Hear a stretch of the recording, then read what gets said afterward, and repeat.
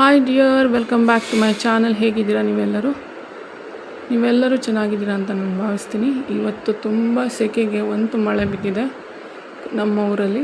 ಆದರೂ ತುಂಬಾ ಸೆಕೆ ಜಾಸ್ತಿ ಆಗ್ತಾ ಇದೆ ದಿನೇ. ಇವತ್ತು ದೈನಂದಿನ ಜೀವನಕ್ಕೆ ಉಪಯೋಗವಾಗುವಂತಹ ಕೆಲವು ಟಿಪ್ಸನ್ನು ನೋಡಿಕೊಂಡು ಬರೋಣ. ಸಣ್ಣ ಮನೆಯ ಟಿಪ್ಸು ನಮಗೆ ತುಂಬ ಉಪಯುಕ್ತವಾಗುತ್ತದೆ. ನಮ್ಮ ಕೆಲಸವನ್ನು ತುಂಬ ಈಸಿ ಮಾಡುತ್ತದೆ. ಅಡುಗೆ ಮನೆ ಮತ್ತು ಮನೆಯ ಕೆಲಸಕ್ಕೆ ಈಸಿ ಆಗುವಂತಹ ಯೂಸ್ಫುಲ್ ಟಿಪ್ಸೊಂದಿಗೆ ಬಂದಿದ್ದೇನೆ ಇವತ್ತು. ದಿನನಿತ್ಯದ ಕೆಲಸ ಸುಲಭ ಆಗೋಕ್ಕೆ ಈ ಟಿಪ್ಸ್ ತುಂಬಾ ಉಪಯೋಗ ಆಗುತ್ತೆ. ಹಾಗಾದರೆ ಬನ್ನಿ ವಿಡಿಯೋವನ್ನು ಸ್ಟಾರ್ಟ್ ಮಾಡೋಣ. ನನ್ನ ಈ ವಿಡಿಯೋಸ್ ನಿಮಗೆ ಇಷ್ಟ ಆಗಿದ್ದಲ್ಲಿ, ನನ್ನ ಚಾನಲ್ ಇಷ್ಟ ಆಗಿದ್ದಲ್ಲಿ ಲೈಕ್, ಶೇರ್ ಮತ್ತು ಸಬ್ಸ್ಕ್ರೈಬ್ ಮಾಡೋದನ್ನು ಮರಿಬೇಡಿ ಫ್ರೆಂಡ್ಸ್. ಹಾಗಾದರೆ ಬನ್ನಿ ವಿಡಿಯೋವನ್ನು ಸ್ಟಾರ್ಟ್ ಮಾಡೋಣ. ಇವಾಗ ಈ ಪ್ಯಾಕಿಂಗ್ ಮಾಡೋ ಟಿಪ್ಸನ್ನು ಹೇಳ್ಕೊಡ್ತಾ ಇದ್ದೀನಿ. ನಾನು ಪ್ಯಾಕಿಂಗ್ ಅಂದರೆ ನಾವು ಸಾಮಾನ್ಯವಾಗಿ ಈ ಶೈಲಿಯಲ್ಲಿ ಮಾಡ್ಕೊತಾ ಹೋಗ್ತೀವಿ.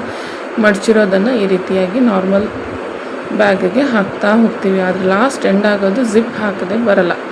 ಜಿಪ್ ಹಾಕೋದಕ್ಕೆ ಬರಲ್ಲ ನೋಡಿ, ಈ ರೀತಿ ಆಗುತ್ತೆ. ಆಗೋದೇನು ಇನ್ನೊಂದು ಬ್ಯಾಗನ್ನು ರೆಡಿ ಮಾಡ್ಕೊತೀವಿ. ಅದ್ರ ಮಾಡೋದು ಬದಲು ಒಂದೇ ಬ್ಯಾಗಲ್ಲಿ ನಾವು ಹೇಗೆ ಪ್ಯಾಕ್ ಮಾಡೋದು ಅಂತ ನಾನು ಇವತ್ತು ಹೇಳ್ತೀನಿ.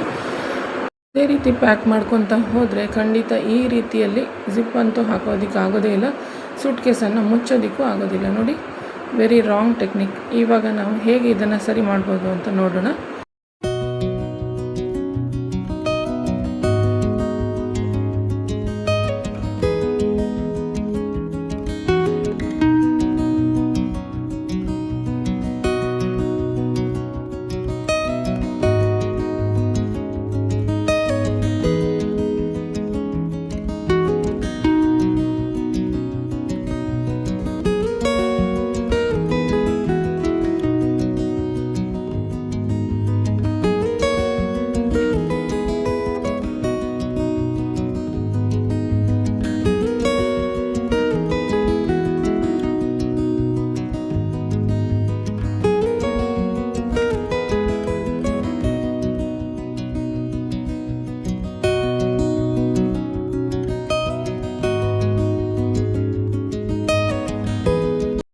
ಟಿಪ್ ನಂಬರ್ 2, ಸೀರೆಗಳನ್ನು ಈ ರೀತಿಯಾಗಿ ನಾವು ಸ್ಟ್ಯಾಕ್ ಮಾಡಿಟ್ಟಿರ್ತೀವಿ. ಆದರೆ ಒಂದು ತೆಗ್ಯೋಕ್ಕೆ ಹೋದರೆ ಮಿಕ್ಕಿದೆಲ್ಲ ಈ ರೀತಿಯಾಗಿ ಬಿದ್ದುಬಿಡುತ್ತೆ. ಮಡಚಿರೋದು ಕೂಡ ಹೋಗುತ್ತೆ. ಈ ರೀತಿ ಮಾಡ್ಕೋಬಾರ್ದು. ಏನು ಮಾಡಬೇಕು ಅಂದರೆ,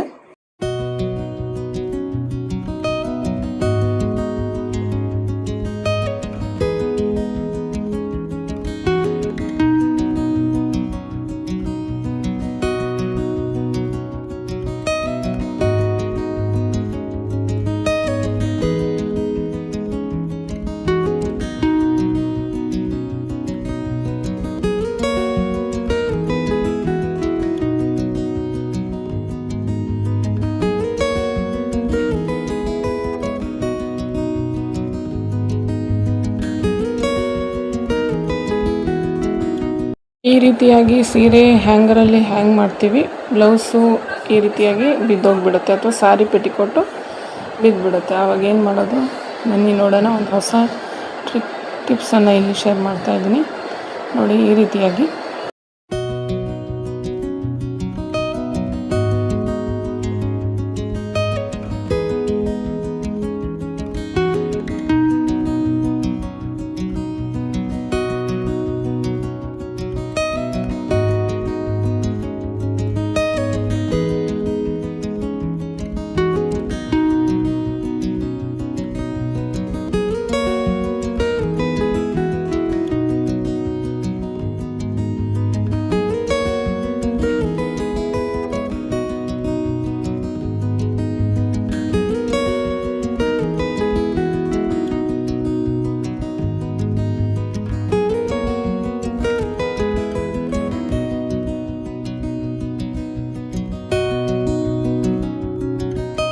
ಇವಾಗ ಖಾಲಿ ಟಂಬ್ಲರ್ ಇಟ್ಬಿಟ್ಟು ಹಾಗೆ ಕ್ಲೀನಾಗೇ ಇರುತ್ತೆ, ಆದರೆ ತುಂಬ ವಾಸನೆ ಹೊಡಿತಾ ಇರುತ್ತೆ. ಈ ವಾಸನೆಯನ್ನು ಹೇಗೆ ತೆಗೆಯೋದು ಅಂತ ನೋಡೋಣ. ಯಾವುದೇ ಥರದ ಡಬ್ಬಿಗೆ ಇದು ಉಪಯೋಗ ಆಗುತ್ತೆ. ಒಂದು ಹಳೆ ನ್ಯೂಸ್ ಪೇಪರ್ ತೊಗೊಳ್ಳಿ, ಈ ರೀತಿ ರೋಲ್ ಮಾಡಿ ಆ ಜಾರ್ ಎಷ್ಟು ದೊಡ್ಡ ಸೈಜ್ ಇದೆ ಅಷ್ಟು ದೊಡ್ಡ ಸೈಜನ್ನು ನಾವು ಇದನ್ನು ಮಡಚ್ಕೋಬೇಕು. ಈ ರೀತಿಯಾಗಿ ಇದನ್ನು ಆ ಡಬ್ಬಿ ಒಳಗಡೆ ಹಾಕಿ ಮುಚ್ಚಿ ನಾವು 1 hour ಹಾಗೆ ಬಿಡಬೇಕು. 1 hour ಹಾಗೆ ಬಿಟ್ಟ ಮೇಲೆ ನಾವು ಇದನ್ನು ತೆಗಿಯೋಣ. ಇವಾಗ ನೋಡಿ, ಏನು ವಾಸನೆನೇ ಇರೋದಿಲ್ಲ, ಫ್ರೆಶ್ ಆಗೇ ಇರುತ್ತೆ. ಬೆಳ್ಳುಳ್ಳಿಯ ಸಿಪ್ಪೆ ತೆಗೆಯೋದು ಅಂದರೆ ದೊಡ್ಡ ತಲೆನೋವು. ಆದರೆ ಜಿಂಜರ್ ಗಾರ್ಲಿಕ್ ಪೇಸ್ಟ್ ಎಲ್ಲ ಮಾಡುವಾಗ ಅಥವಾ ಬೆಳ್ಳುಳ್ಳಿಯನ್ನು ಅಡುಗೆಗೆ ಉಪಯೋಗಿಸುವಾಗ ಸಿಪ್ಪೆ ತೆಗಿಲೇಬೇಕಾಗುತ್ತೆ. ಅದನ್ನು ಸುಲಭವಾಗಿ ಹೇಗೆ ಪೀಲ್ ಮಾಡೋದು ಅಂತ ಇವತ್ತು ಒಂದು ಟಿಪ್ಪನ್ನು ನಿಮ್ಮ ಜೊತೆ ಶೇರ್ ಮಾಡ್ತೀನಿ.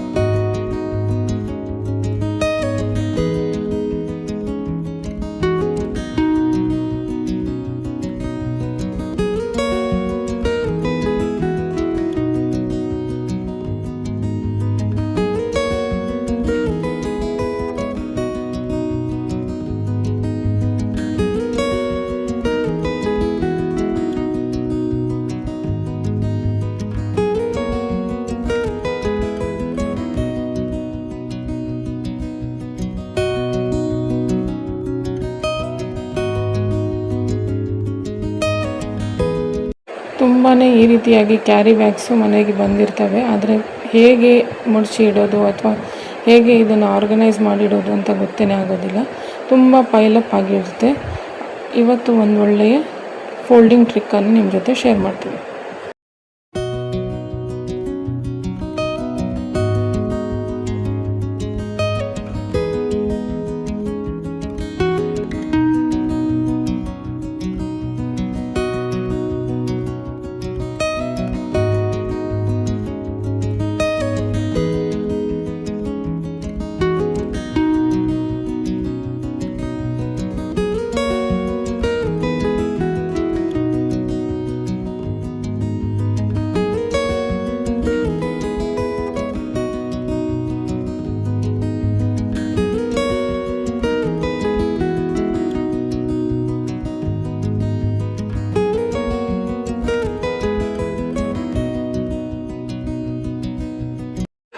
ಕುರ್ತಿಯನ್ನು ಸಾಮಾನ್ಯವಾಗಿ ನಾವು ಈ ರೀತಿಯಾಗಿ ಮಡಚಲಿಕ್ಕೆ ಹೋಗ್ತೀವಿ. ಆದರೆ ಅದು ಕೂಡ ಸರಿಯಾಗಿ ಮಡಚದೆ ರಿಂಕಲ್ಸ್ ಎಲ್ಲ ಬಂದು ಹಾಳಾಗಿಬಿಡುತ್ತೆ.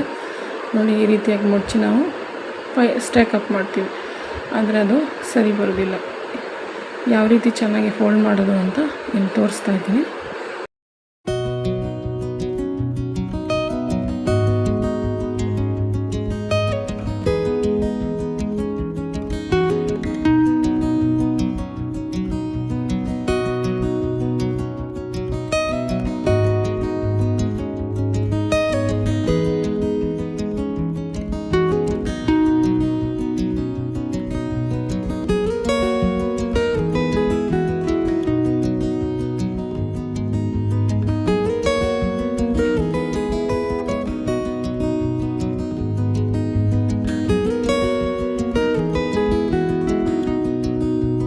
ನನ್ನ ಈ ಎಲ್ಲ ಟಿಪ್ಸ್ ನಿಮಗೆ ಯೂಸ್ಫುಲ್ ಆಗುತ್ತೆ ಅಂತ ನಾನು ಭಾವಿಸ್ತೀನಿ.